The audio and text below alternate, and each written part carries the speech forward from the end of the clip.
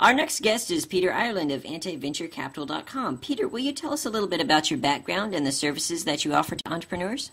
Okay. Well, I've been an entrepreneur ever since college. I ran some businesses during college to pay my way through, and I had a commitment to becoming an entrepreneur as soon as I graduated. This was back in the mid-'80s. So I was always interested in a specific topic, which is how you get a business launched if you don't have access to a lot of money, because accessing outside capital is not something that most people can do, especially on their on their first venture, because they lack a track record. And investors like to back entrepreneurs who have a proven track record, a demonstrable track record of having built a successful company, having made money for the previous investors and so on. So that became a key area of focus for me. And I just started collecting solutions or stories about how other entrepreneurs had solved this problem, as far back as probably the early 1980s, because I knew that I would have to deal with that challenge once I was out of college. So I just started collecting stories about how people had overcome this particular problem. And I collected quite a few of them over about 10 years or so, and then I was always telling other people how they could use some of these different strategies and tactics to get their companies off the ground with minimal capital. And then at some point, I don't know, back around 93 or so, somebody said, you should write a book. You've collected so many of these. Why not write a book? So I started writing a book, and then I put this website up in late 95 or early 96, I can't remember anymore, that sold the financing manual. And it was about maybe 50 pages long at that time. Now it's about 220 pages in length. So I've added quite a bit of additional information to it over the years. But basically, most people don't understand how companies are financed, and what they do is they waste a lot of time, on average from 6 to 12 months, attempting to find some kind stranger to write them a big check so that they can start off, with an instant salary and a nice office and all that, and that's simply not the way the world works. One thing that I try to teach people is the fact that, you shouldn't be thinking about how to finance the company. You should be thinking about how to finance the individual assets that you'll need. And if you break it down into assets and you go, well, okay, I'm going to need these 3 or 4 different assets. I'm going to need a delivery vehicle. I'm going to need some computer equipment, and I'm going to need a machine to make my widgets. Then that opens up a whole world of possibilities, because there are all sorts of different ways that you can finance each of those individual assets. Whether it's through leasing or just borrowing the equipment when it's not being used. I mean, they're all sorts of solutions. So that in a nutshell is kind of a long answer to your original question there, but that's what's been my primary interest. If you don't have a lot of access to capital, how do you get around this problem of starting up a company? So what is your next question? What do you think is the best definition for venture capital? It's going to be a little bit difficult for me to come up with a 1 or 2 line definition. Basically, think of it this way: if you've got a company that has huge potential to make it really big, become the next Facebook, Google, Microsoft, or whatever, it's like a baton in a relay race. We've got 4 members on the team, and each one carries that baton by themselves before they pass it on to the next person. So the financing baton has the first player is you, the founder. You've got to wait. You have to find ways to scrape together the funding to get the thing up and running. Then if you can create some cash flow that'll impress potential investors, the next team member in the relay race to pick up the baton from you would consist of angel investors or private investors. And then they help you to build that company up a little bit more. Then the baton is passed on to the third player in the relay race, so to speak, and that's the venture capital segment. And these guys are usually interested only in companies that have a proven track record. The company's been around for a couple of years at least. It has real sales, bona fide sales to bona fide customers. The demand is growing, and they see that the company has huge potential, that it's going to be hitting revenues in the billions of dollars. And then, they build it up more, and then they finally pass it to the fourth and last player in a great relay race of building a company up, and that is the investment banks that would take that company public, on the NASDAQ or Toronto Stock Exchange or London Stock Exchange, wherever the company happens to be located. So to try to answer your question as best as I can, you've got these 4 different levels of financing sources, and the venture capital segment is the third one in that baton race. And they invest other people's money in companies, and they manage the portfolio. So hopefully that's giving you a decent picture of who they are, where they're positioned in the business. Yeah, that's very helpful. I feel like, as you say on your website, a lot of entrepreneurs think, right off the bat, I need venture capital, but that's probably a bad choice for their business. Well, yeah, they're not going to get it. They're really wasting their time. And to be honest with you, when anybody with a bit of experience hears a total rookie saying, I'm going for venture capital, sort of tend to roll their eyes. Maybe they'll turn away so that the person can't see them rolling their eyes. But, they're thinking, well, this person really doesn't understand the game. See, entrepreneurship differs from getting a job in that entrepreneurship is all about being tested by the world, by the business world.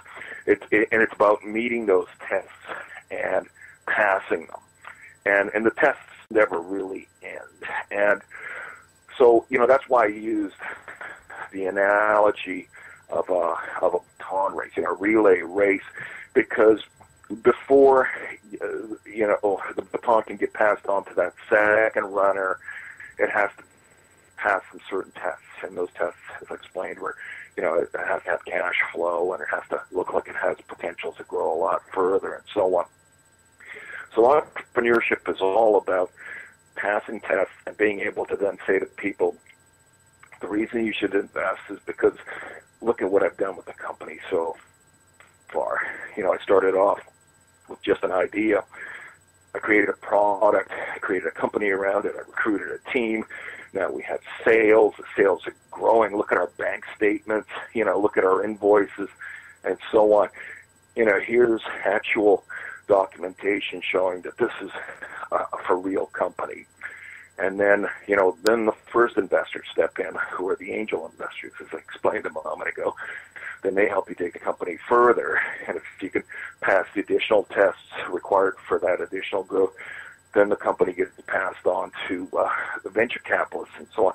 So it's really helpful to understand that entrepreneurship is about being tested continuously. The tests don't just come at the beginning. They're there every day. And it takes a certain type of personality to be a successful entrepreneur. It's different from somebody who, just wants a job where they can, go in, work for 8 hours, and then go home and not have any worries about meeting payroll and whether the company's going to hit break even and whether, the necessary capital can somehow be created or attracted or whatever. So, it's all about tests, and the people with the big money, they want to see that you have a track record of passing a whole bunch of these tests, overcoming obstacles in one way or another, whether it's blowing through them, going around them, climbing over them, digging under them, and so on. That's what they want to see. And the only way you can really prove that you pass those tests is by showing that, you do have a company that's grown from zero sales to, millions of dollars or whatever over a period of a few years. Wow, that's really interesting. So here's another question. With this system that you described as a relay race with 4 runners, do you think that this is the best system for entrepreneurs, or do you think that it could be improved? Well,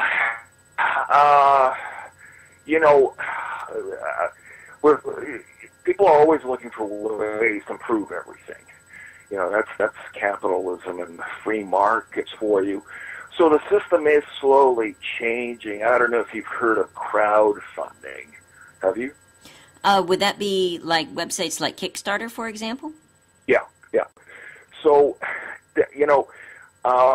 now that whole area is kind of dodgy because we don't know how the FCC, the Securities Exchange Commission, is going to rule on crowdfunding. So it's a little bit dicey, but I have a feeling that they're going to approve it in some way or another so that entrepreneurs then can access capital more readily. So crowdfunding, in a way, can be thought of as a early stage source of financing. It would be part of that first phase in that four-person relay race. Because with crowdfunding, you typically have a lot of investors who aren't gambling a lot. Maybe they're contributing $50 to your company or $100 or something. So they do it almost for fun. It's they if it doesn't go anywhere, it's no big deal. It's not like they've lost $25,000 from their life savings or whatever. So that's gonna open up the whole financing area dramatically, and I'm all for it. I mean, I'd like to see crowdfunding being made, fully kosher in terms of securities laws, so that people can invest. They can't take a gamble on businesses that they like, but with an upper limit as to how much, they can invest in a particular company, maybe $100 or $500 maximum. And, and then they would be made to understand that, there is a possibility that they'll lose it, but it's not going to kill you, if you've lost $500 or $100. So anyways, I think that's going to be altering the system. For a long time, the venture capital community has sort of controlled everything. And by control, what I mean is, the people in the second phase of the relay race, the angel investors, they would only invest in companies that they thought they could then flip to the venture capitalists, a year or two later. So everything was sort of determined by whether or not people thought the venture capital firms would be interested in a deal. So they had a tremendous amount of influence in what got funded and what didn't get funded. If something didn't look like it would appeal to venture capitalists, then nobody wanted to touch it, even if they thought it was a good business otherwise. So, again, to answer your question about is the system changing, is the system the best one that it could be? No, it's not, and it is changing, and the whole crowdfunding concept is pushing a huge change, and the venture capital firms are actually starting to lose a lot of their influence, a lot of their control, because you can have companies that go very far that are just funded by a bunch of individuals who each put in $500 or $200 or whatever, and so anyway, so that's how things are changing, and they're hopefully changing for the better. The venture capitalists, they're losing their control over the whole funding chain. It sounds like the crowdsourcing idea would probably be a lot better for everyone, especially because you're not giving up nearly as much control. As I've seen on these websites, oftentimes the incentive is, say, like an upgraded version of the product rather than a stake in the company. Mm-hmm. Mm-hmm. Yeah, you got different models in crowdfunding. With some you give up equity in the company. With some, the money comes in as a form of a loan, which has to be repaid. With some sites, the company pays back its investors with product instead of financially and all that. So we've got all these great little living laboratories or petri dishes, if you prefer, where people are experimenting to figure out what works best. And I'm sure that over time we'll decide that all of these different ways work, and that we should have different sites offering different ways for people to put money into a company, whether it's through debt, equity, or whatever. So yeah, it's an exciting time. That's awesome. So what about this? You said on your website that there are a lot of myths about venture capital. What are some real-world facts that entrepreneurs need to know before they even try to find venture capital funding? Well, I went over the relay race analogy for funding. You can't leapfrog those things. I mean, you have to normally, raise the money yourself first as the entrepreneur. Then a year or two later, the angel investors come in to give you some more money to grow the company a little bit more, with the object of flipping it to venture capital. So, one myth there, if we want to call it that, is that you can somehow leapfrog those steps and go straight to venture capital, and you can't. I mean, you just end up wasting a lot of time and money. But the only people that can leapfrog that are people like, Mark Andreessen, or somebody who's had spectacular success in the past. He was involved with the creation of Netscape, which is probably before your time. Netscape was like the first really, widely used browser. It came out, I think, in 95 or 96. It was huge news. And since then, Mark Andreessen's done all sorts of things. Ning.com, I think, is one of his ventures. I mean, he's always doing things like that. He's a heavy hitter. I mean, he can, as soon as he gets an idea, he can just pick up the phone and call up any venture capital firm in Silicon Valley and say, listen, I need $5 million to get this idea off the ground. And they're going to give him money. But, for the vast majority of us, the 99.999% of the population, that's just not possible. So that's probably, the biggest myth out there that I can think of.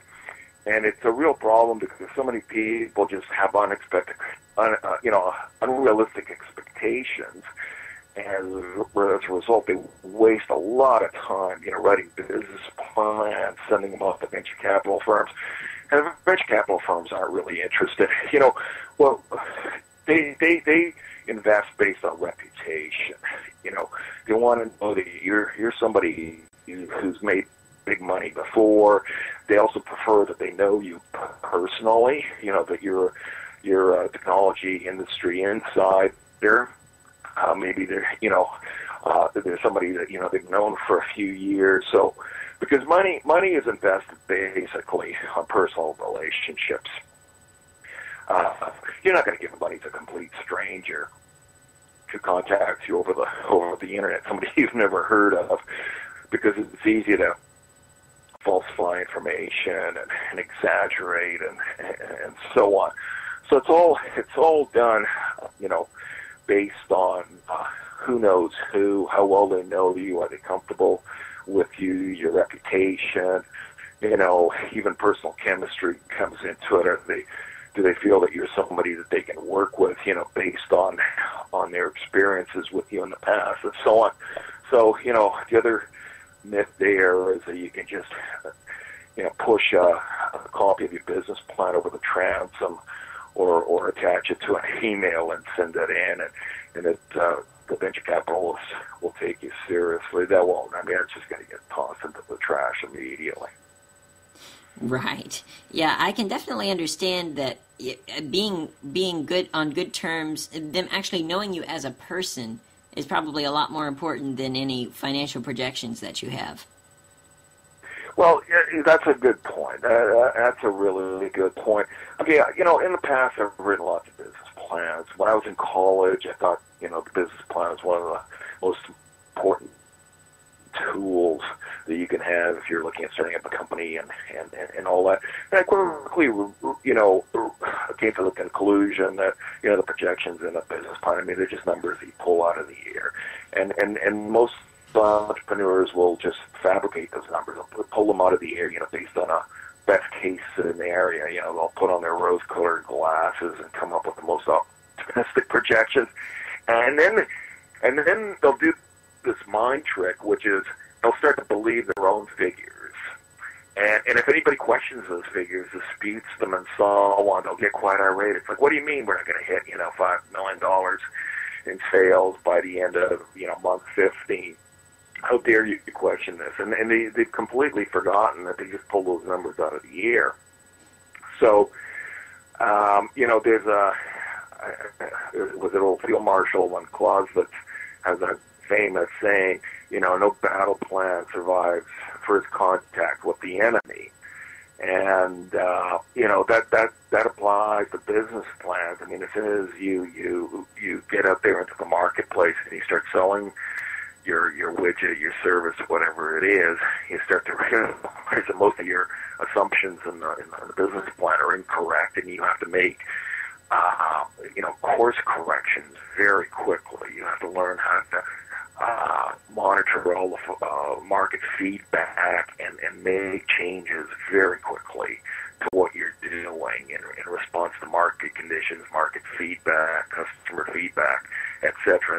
And the really good entrepreneurs are the ones that are alert to any feedback from the marketplace and who are willing to make changes, course corrections quickly, the ones who can turn on a dime, as opposed to the ones that say, well, things aren't going as well as we had predicted in the business plan, but we're just going to stick to the business plan no matter what.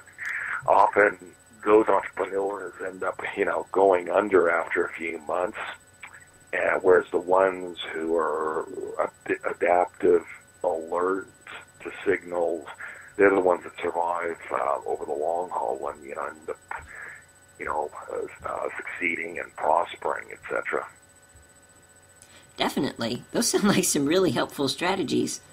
You say on your website that savvy entrepreneurs know how to create cash, and wannabes just wait for someone to give them cash. What do you think are some of the best strategies that an entrepreneur can implement to actually create cash early on during that stage when they're funding their own business? Well, okay, let me give you the opposite answer. Suppose you've come up with a new product idea, and the best place to manufacture it is, say, in China. Okay, let's look at the financing there. Well, you spend a few months finding a Chinese manufacturing company that can produce the product. They give you a firm price on what it will cost per unit to produce it and all that. Then they say, well, okay, the minimum order we can accept from you is a 40-foot container load. And a 40-foot container load of your widgets will cost, $200,000, right? So now, and they want like at least half the money up front. So, and then you say, well, okay, if I give you the $100,000 up front, which is 50%, and then the other 50% when the stuff arrives in Los Angeles or Seattle or Vancouver, how long will it take you to actually deliver the product? And they'll say, well, it'll take us like a month to gear up all the tooling and all that. Then it'll take us another month to actually produce it. Then it'll take another month for it to get to you, right? So we're talking 90 days. So you have to have like $100,000 in capital tied up for 90 days. You don't have access to that capital because they're holding it, through a letter of credit or whatever. This is a nightmare. So to answer your question, then you want to do the exact opposite of that, where you get paid up front for your product or your service or whatever. And so it can be beneficial to have something that's sold retail to people, through a website, although that has complications in itself because you have to have the traffic coming to you in the first place if we can expect anything. But that's one way. Another way is to go after business customers, and again, with products, it's easy to convince customers to pay up front because everybody's used to paying up front for a product. I bought a Kindle a few months ago and went to Best Buy. Of course, he told me, well, if you want to walk out of the store with your Kindle, you have to pay us $139 or whatever it was. So I paid them, and then I walked out with the product.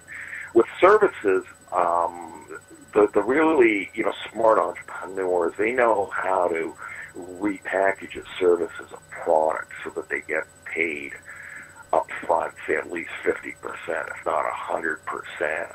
So this is kind of a complicated area, but if you're selling some ongoing service where normally the customer would pay like a monthly fee, you can come up with different ways of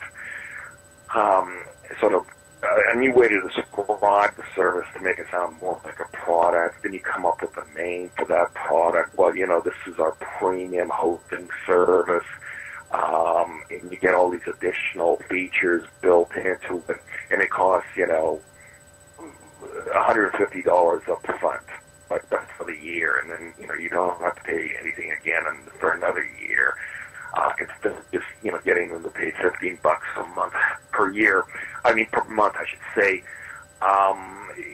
So there are all sorts of different ways of squeezing money out of customers up front, so that you can then use that money to go and actually get the product made or the service delivered. There's an old trick used in the software industry. It's called the vaporware trick.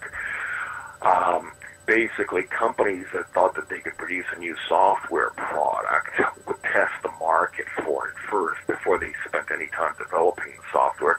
But place, running ads in industry magazines for this bit of, what's called vaporware. They would describe the product and say, well, it has these features, it'll solve these problems for you, contact us if you're interested. And then they'd see how many inquiries they got about the product. And if they got a certain number of inquiries, they'd go, well, it looks like it would be worth our while to actually develop this software. And if there weren't a sufficient number of inquiries, in response to the ad, then they would decide, well, there's not enough interest in this thing, so it's a good thing we never bothered actually writing the software. And in cases where there was sufficient interest, they would usually go back to those people and say, well, it's not quite ready. It'll be ready in a month's time, but if you'd like to get a discount on it when it's available, you should pay 50% up front at this point in time, and then they get money up front, and then they go back and pull all-nighters developing the software so that they could deliver it, within the 30 days that they promised or so. So, in a nutshell, it's a really complicated area. I spent about 220 pages going over this, but it's all the savvy entrepreneur creates cash primarily by getting customers to put down deposits to cover the work. And, this is typically found like in the contracting industry. If you know any contractors that build houses, that do renovations and so on, they'll quote an estimate to rebuild your kitchen, say $10,000, and then they'll say, and you have to put down 50% up front, because I'm going to use that to, go to Home Depot and buy all the, all the stuff that I'm going to need, the kitchen counters and the new sink and all that, the floor tiles and all that. If somebody refuses to put down 50%, well, the contractors are going to bother with them. They just got to go on and find another customer. I mean, that's a legitimate way of doing business. And, the savvy entrepreneurs, they use that same tactic, no matter what business they're in, whether they're developing software or selling widgets or whatever happens to be. I mean, it's not possible in all cases, but it's certainly possible in a lot of cases to use that tactic to get it up front. So that's one of the key ways of creating cash flow when the investors are willing to pull out their checkbooks and back your company. That makes a lot of sense. So what you're saying is that the more money you can get earlier on, and the best if you can rebrand your product so that you can sell it as a product, like as a premium product. Yeah, rebrand the service as a product. Yeah. Right. Okay. If you can, so the more money you can get up front, and the better you can rebrand your services as products and get them to prepay in advance, the less likely you're going to need investment early on. Exactly. Exactly, and it might even turn out that you never need any investors as well. If you can do it this way, and if you're patient, usually growing this way on internally generated cash flow it's a bit slower initially. Takes longer, but if independence and autonomy are your priorities in life, it can be well worth it. As soon as you bring in an investor, you basically become an employee. Because suddenly, you're accountable to them. You have to report to them, and usually the paperwork, the investor paperwork will specify that if the investors don't feel that you're doing a good job, they have the right to fire you and replace you with somebody else. So, a lot of people don't feel comfortable with that. So they'd rather grow the company a little bit more slowly, but, be able to retain full control over it. Yeah, I tend to be like that. I prefer not to have to work with investors. I have worked with investors in the past, and it can be a real nuisance, especially, if they are in a position to, hold a hammer over your head, the paperwork states that they can fire you at any time and all that, and kick you out of your own company. So, there are a lot of us out there, entrepreneurs, who just prefer to build things at our own rate, have full control, have none of the headaches that come with having outside money. Right. I can definitely see how that would be a big help, help you be able to retain control, not have to worry about being fired. That would be really good. Yeah. Okay, we are almost finished. Let's see. We have two more questions. Second to last one. Your website has a ton of helpful free articles which go into a lot more detail on many of the topics that we've talked about, and you also have several ebooks, including the Smart Startup Guide. Why should the entrepreneurs listening to this program consider buying your products? I believe it's a real education in learning how the really good entrepreneurs start up companies, and a lot of the research work that I talked about when we first started this interview was conducted with what are called Inc. 500 entrepreneurs, and Inc. magazine is, I don't know if you've heard of it. It's a magazine for entrepreneurs. It's the best entrepreneurial magazine out there, and it's been around for decades and decades. And every year they publish this list of the 500 fastest growing, private companies in the United States. So a lot of the information that I gathered, starting back in the 80s, was from calling these entrepreneurs up and saying, "Hey, listen, I found you on the list of being 500. Could I talk to you for a few minutes about, the financing techniques that you used and so on to get this thing off the ground?" So these are elite entrepreneurs that I've gotten this information from, and so it's a popular product. It's been selling since about late '95, early '96. I can't remember whether it was December or January, and yeah, it can save you a lot of time if you're serious about entrepreneurship.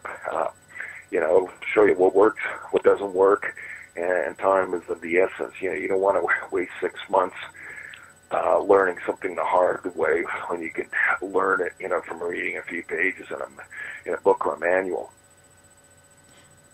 Awesome. Well, remember, you can purchase any of these products at Mr. Island's website, antiventurecapital.com. And Peter, what is the last word of advice that you would like to leave us with? Well, entrepreneurship is not for everybody, but if it's a calling, and if you really feel the calling, I would go out there and I would try it, and find, this is the key here, find a problem to solve, whether it's a problem that individuals have or if it's the problem that businesses have. That's the way it's done. There's a bad piece of advice that's been floating around since forever, which is do what you love, the money will follow. That's not really true, because a lot of people love things that nobody else is willing to pay for. There's a fellow that I know says, he loves to lie in the hammock and, watch sports all day on television. Well, nobody's willing to pay for that. So what you need to do is just be alert for problems. Hey, sometimes the way to recognize a problem is because you personally experience it. And then you look around and you ask yourself, well, what if people experience the same problem? Do they have the same frustrations and so on in this area? And if the answer is yes, chances are you've got an opportunity to go after. And, and the more people or the more companies that experience that problem, have that frustration, the better your chances will be if you decide to, put together an entrepreneurial solution for it. So I guess, that's the final and the best piece of advice that I can give you is always look at it from the perspective of the marketplace. What problems are faced by companies or individuals that you could go in and create a solution for. Wise words indeed. Ladies and gentlemen, Peter Ireland, thank you so much for being on the show. Great. All right. Well, you have a good one. You too. Bye. Bye.